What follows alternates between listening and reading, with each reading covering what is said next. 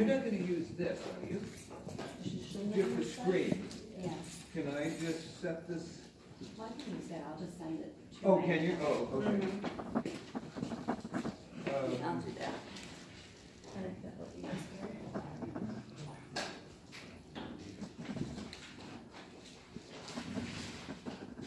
Is Grace going to be here? Huh? Is Grace going to be here? Thursday. Thursday. Thursday. So you each get the whole time. Yeah. Sarah told me that her dad's cars lost a belt through the belt, and she can't make it today. Oh, yeah. And then Thursday they're going to need her car again. Yeah. So, yeah. Huh? That's not Yeah. Right. She said she was really sorry. Yeah. I didn't know. Yeah. I'm sure you will.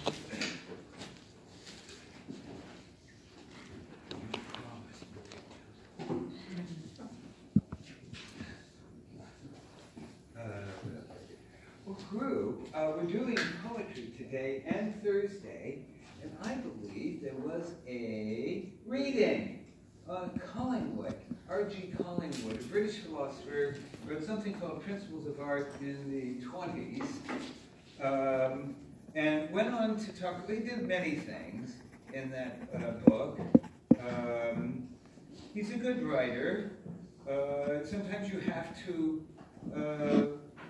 separate out what seems to be a rhetorical flourish from what's just standard, straight philosophical writing. But he talks about, he has an expression theory of poetry, and he will claim in this reading that poetry is the expression of emotion. What does he mean as opposed to the arousal or the evocation of emotion? He wants to say that the arousal of emotion is not something that poetry, properly speaking, should be doing. It shouldn't be arousing emotion. It should be, he considers that to be an entertainment and not a fine art. Now, what does he mean by expression versus description? So here's a place where he might colonize. See, expression versus emotion. To express an emotion in a work, for you poets or artists, you may have an emotion vaguely sensed, and Collingwood will say, and poets will say this too, Alex will say this, I'm sure, that you start out not really knowing what the emotion is about. And it's only in the process of completing your poem that the aboutness or the intentionality of the emotion is clarified. When the poem is done, it's done, what you've done is you now know, well, oh, now I know what that's about. It's not about remorse, it's about regret. Or it's not about shame, it's about guilt. So you've clarified something about that. But you've clarified it only, says Collingwood, if you've indulged in expression of emotion as opposed to description.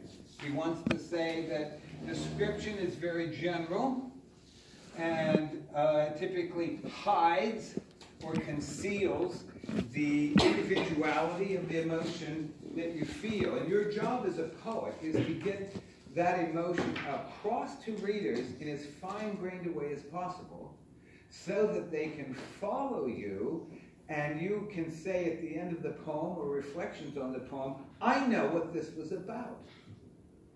And similarly, and because of the relationship between the poet and the community, this collaborative thing, poets will typically, says Collingwood, will take things other people feel and bring them to some sort of clarity. Ah, that's what it's about.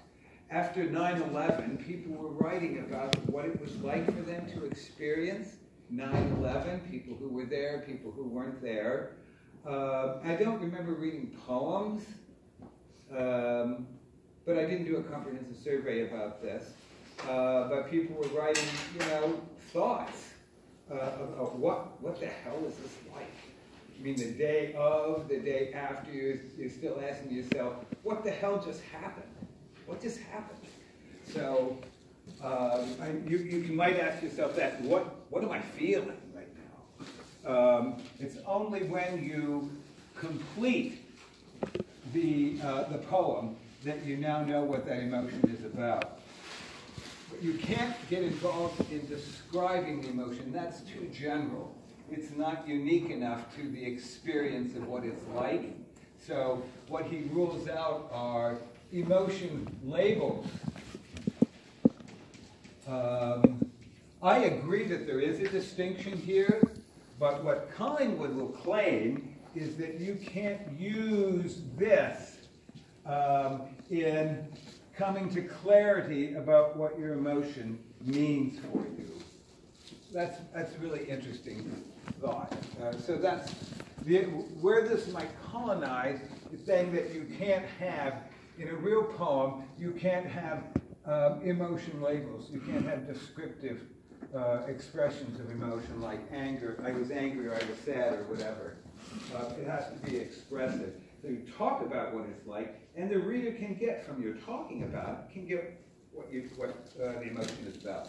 Or you can get the emotion label. They can pull out anger and grief, shame and sadness and guilt and joy. The other thing that's really interesting is that, and this is where he goes off his path. He talks about the real work of art being a mental object. The poem is a mental object. The real work of art, right? The real work of art. It's not the poem as you hold in your hand, or the written poem. The real work of art is a mental object. And maybe I'll say something more about that. But if this is true, only when the poem is completed is the emotion clarified. All right, that's the poem. Right? I'm not doing this in my head, I'm writing it out.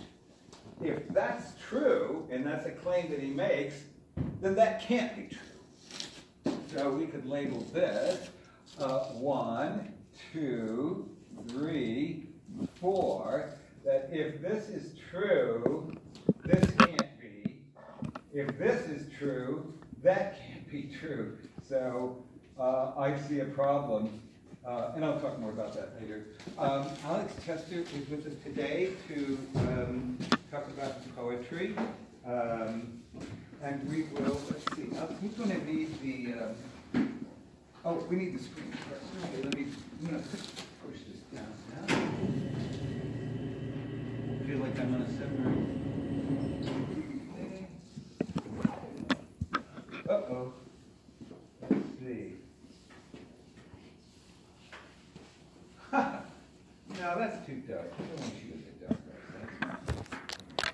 How's that? Okay.